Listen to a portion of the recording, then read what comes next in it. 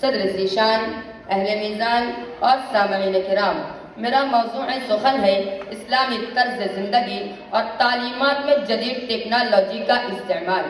اسلام وہ مذہب ہے جو ہر دور میں اعلیٰ ترین رہنمائی کرتا ہے۔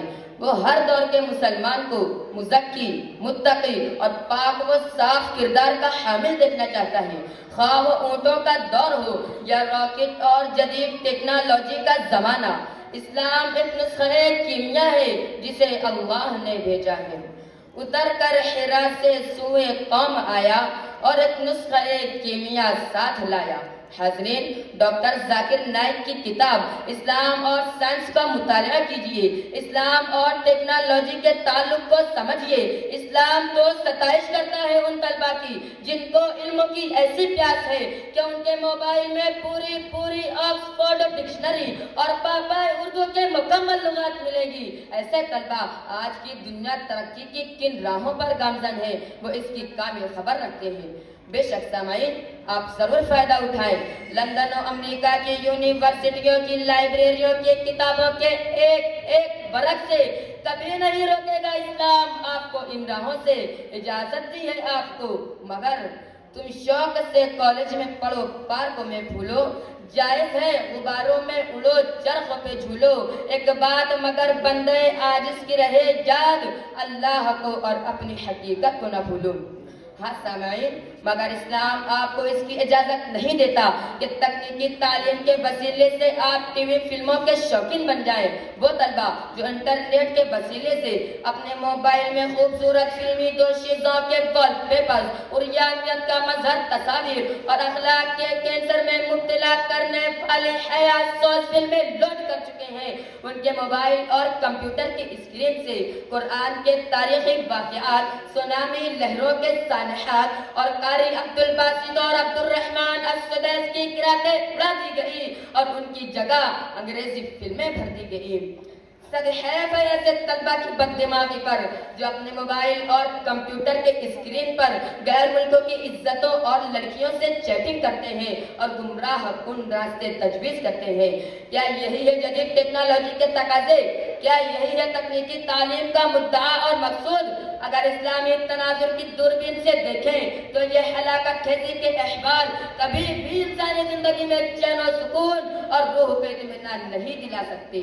علمیت کا غرور اے راہی، سچ تو یہ ہے جہالت ہے، سچ تو یہ ہے سامعین، تم جدید ٹیکنالوجی کی مدد سے اپنے حال اور مستقبل کی تعمیر کر سکتے ہو یا پھر انسانی دنیا کو جہنم بھی بنا سکتے ہو اور اس کے غلط استعمال سے کسائی کا گلا کاٹنے والا چھرا بھی بن سکتے ہو، یا پھر ڈاکٹر ذاکر نائک کے جیسا ٹیکنالوجی کا استعمال کر کے اسلام کے مبلغ بھی بن سکتے ہو۔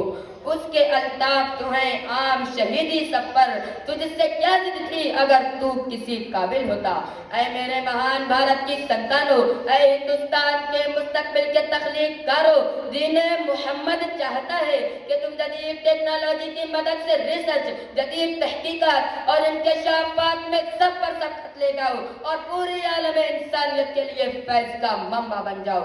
اٹھو کہ تلسم ہو شربا کی وادیاں کل تک تخیلاتی تھی، جامع جمشید میں ساری دنیا کا حال نظر آتا تھا جو صرف ایک خوشکن کہانی اور داستان تھی، مگر آج کمپیوٹر ایج کا روپ دھار گئی ہے۔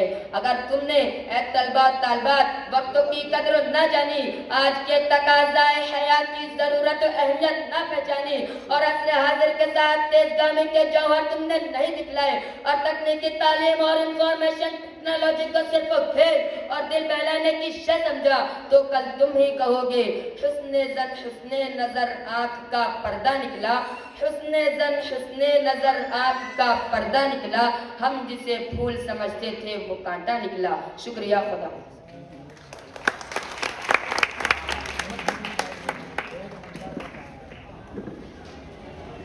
اسٹیج پر آ رہے ہیں پارٹیسپینٹ نمبر 12 اور تیار رہیں گے participant number 18۔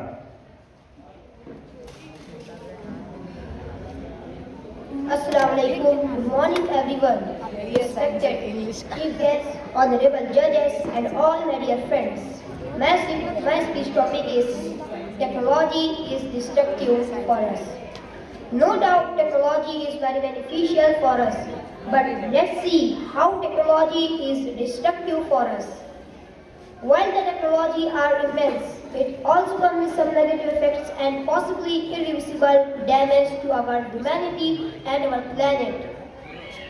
We are so dependent on technology. It as a makes a result physically inactive and lazy. The whole world runs on a technology, and hence we are slowly depend on it. But everything is pros and cons. Technology is major to a health problem, depression and eye diseases, hair damage, etc. Technology addiction, like many people use a mobile phones, listening to a music and play a video games, etc. So through I would like to conclude my speech. I hope you understand what I want to try to speak you. Thank you.